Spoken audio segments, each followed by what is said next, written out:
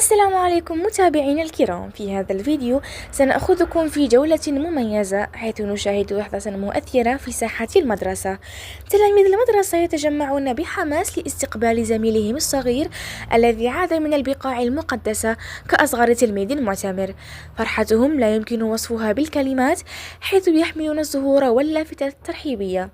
هذه اللحظة هي تجسيد لقيم الصداقة والمحبة بين الأطفال. لا تنسوا الاشتراك في القناة وتفعيل زر الإشعارات ليصلكم كل جديد. استمتعوا بالمشاهدة.